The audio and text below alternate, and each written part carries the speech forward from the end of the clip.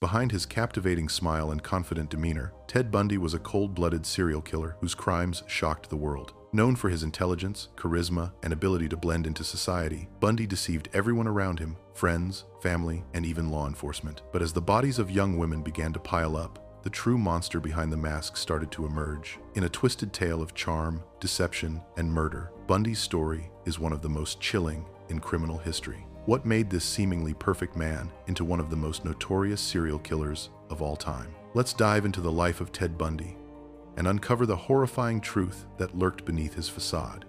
Ted Bundy, born on the 24th of November 1946 in Burlington, Vermont, presented himself as charming and trustworthy, but he was a notorious serial killer who shocked the world. His early life was marked by secrecy. His mother, Eleanor Louise Cowell, had him out of wedlock, and his biological father's identity was unclear. Bundy was raised by his grandparents, with his mother posing as his sister. He learned the truth about his parentage in his 20s, which led to resentment toward his mother. From a young age, Bundy exhibited disturbing behavior. At 3, he terrified his aunt by surrounding her with knives. In 1950, the family moved to Tacoma, Washington, where his mother remarried, and Bundy was adopted by his stepfather. After high school, Bundy attended the University of Puget Sound for 1 year before transferring to the University of Washington. In 1967, he started a relationship with Diane Edwards, his first love, but it ended in 1968 due to his lack of ambition. In 1970, Bundy returned to the University of Washington as a psychology major. He worked at a suicide hotline, where he was seen as kind and empathetic. By 1972, he graduated and became involved in politics, impressing others with his charisma. In 1973, he was accepted into law school, despite mediocre test scores, setting the stage for his dual life, a respected figure by day and a predator by night. In the summer of 1973, Bundy rekindled his relationship with Elizabeth Klopfer. However, by January 1974, he abruptly ended the relationship, and by then, young women in the Pacific Northwest were disappearing. Bundy's first confirmed killings took place in 1974, though he gave conflicting accounts about the exact timeline. His first attack occurred on January 4, when he bludgeoned and sexually assaulted 8-year-old Karen Sparks, leaving her with permanent brain damage. On February 1, he abducted 1-year-old Linda Ann Healy, murdered her, and dumped her body. Throughout 1974, other college students began disappearing at a rapid pace. On March 12, Donna Gail Manson vanished, and Bundy later confessed to burning her skull in a fireplace. On April 17, 8-year-old Susan Elaine Rancourt disappeared, followed by 2-year-old Roberta Kathleen Parks on May 6. Bundy claimed to have lured and killed many of these women after sexual encounters.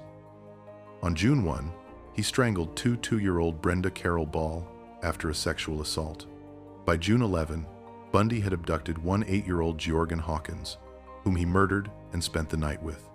As the disappearances spread across Washington and Oregon, similarities between the victims were noticed. Many had disappeared at night, near construction sites, and were dressed in slacks or jeans.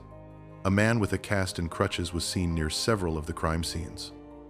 Bundy worked for the Seattle Crime Prevention Advisory Committee at the time and wrote a rape prevention pamphlet. He began dating Carol Ann Boone, a twice-divorced mother of 2. In August 1974, Bundy moved to Salt Lake City, Utah, where a new series of murders began.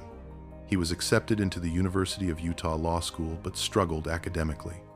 On September 2, he abducted and murdered a hitchhiker in Idaho, later returning to photograph and dismember her body. On October 2, he kidnapped 6-year-old Nancy Wilcox in Utah, kept her for 24 hours, and later buried her body, though it was never found. That evening, 7-year-old Deborah Jean Kent disappeared. Bundy later admitted to abducting and keeping her alive for a period. In November 1974, Klopfer, suspicious of Bundy, contacted the King County Police. By then, Bundy had become a key suspect. His name was added to the list of suspects in Utah, though there was no forensic evidence linking him to the murders. In January 1975, Bundy returned to Seattle and visited Klopfer, who had not yet told him she had reported him to the police. Bundy's activities moved to Colorado in 1975, where on January 12, he abducted 3-year-old Karen Eileen Campbell. Her body was found a month later. In March, ski instructor Julie Lyle Cunningham was abducted. followed by 5-year-old Denise Lynn Oliverson in April. On May 6, he abducted 2-year-old Lynette Dawn Culver, whom he killed and disposed of in the Snake River. His final confession was for the 5-year-old Susan Curtis, who vanished in June. Bundy was arrested on the 16th of August, 1975, by Utah Highway Patrol Officer Bob Hayward after he was seen driving suspiciously and fleeing from police. The search of Bundy's car revealed items like a ski mask, handcuffs, and rope. Though he was linked to the November 1974 kidnapping of Carol DeRonch, Bundy was initially released due to lack of evidence. He was later placed under surveillance after Klopfer's unsettling discoveries about his past were shared with the police. In September, Bundy's Volkswagen Beetle was impounded, and hair samples matching victims were found in the car. He was identified in a lineup by Carol DeRonch and charged with kidnapping. Although Bundy was released on bail, investigators suspected him of multiple murders. In February 1976, Bundy waived his right to a jury trial for the DeRonch case and was convicted of kidnapping and assault. He was sentenced to 1 to 15 years in prison. In October 1976, Bundy attempted to escape from jail, and in January 1977, he was extradited to Colorado to face charges for Karen Campbell's murder.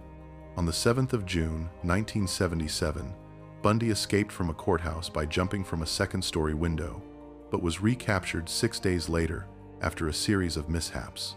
While in jail, he planned another escape and lost significant weight to fit through a hole in the ceiling. On the 30th of December, 1977, he escaped again. On February 15, Bundy was arrested after a stolen car stop near Pensacola. In May 1978, he was indicted in Florida for the Chi Omega murders and went on trial in June 1979. His trial was televised and widely covered. Bundy rejected a plea deal offering a 75-year sentence, unwilling to admit guilt. During the trial, forensic evidence, including bite mark impressions, led to his conviction. He was sentenced to death for 2 murders, 3 attempted murders, and 2 burglaries. In 1980, Bundy was tried again for the murder of Kimberly Leach. He was convicted based on eyewitness and fiber evidence and sentenced to death a 3rd time. During the trial, Bundy married Carol Ann Boone in court, who had testified on his behalf. While in prison, Bundy fathered a daughter, Rose Bundy, with Boone. As his execution date neared in 1989, Bundy began to confess to his crimes, admitting to at least 30 murders across 7 states from 1,974 to 1,978. His confessions revealed the depravity of his actions. Carol Ann Boone, who had supported Bundy through his trials, distanced herself from him after his admissions. On the 24th of January 1989, Bundy was executed in the electric chair at 7:16 a.m. His last words were directed to his attorney and minister. "Jim and Fred, I'd like you to give my love to my family and friends." After his death, crowds gathered outside the prison to celebrate. Bundy was cremated, and his ashes were scattered in Washington State's Cascade Range as per his will.